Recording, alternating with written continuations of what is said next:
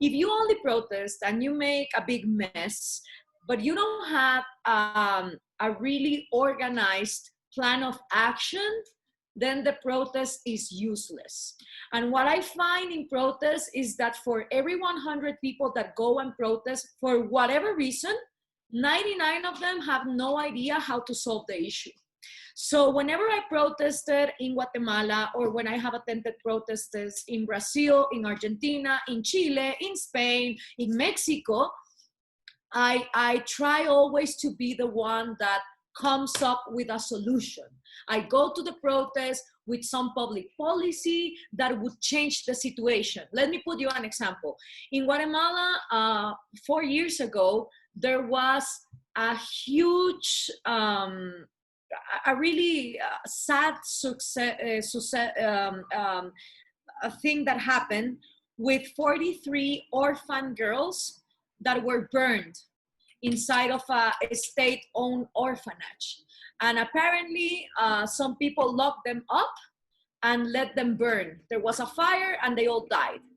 So it was funny because a Catholic nun called me, and the owner of some discotheques called me. So it was like three women, a nun, the owner of a discotheque, and myself sitting down after this horrible tragedy, thinking, how the hell we come up with a solution? So when we go and protest in Congress, we have something to give.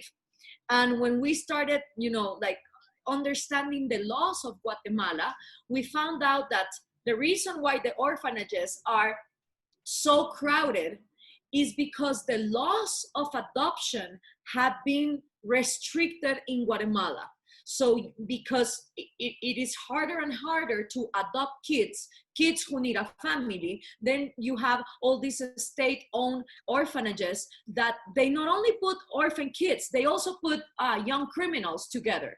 So when we started doing a whole restructure of the law, we went to the Congress, and there's a video about this protest. We went all dressed in black with black balloons, each balloon symbolizing the life of one girl. So I do agree that protests have to be loud, okay? And you have to make a mess, but that doesn't mean that you have to violate private property. For example, I also in Guatemala once attended another protest with wearing, bug masks, like when you go and you're gonna kill bugs.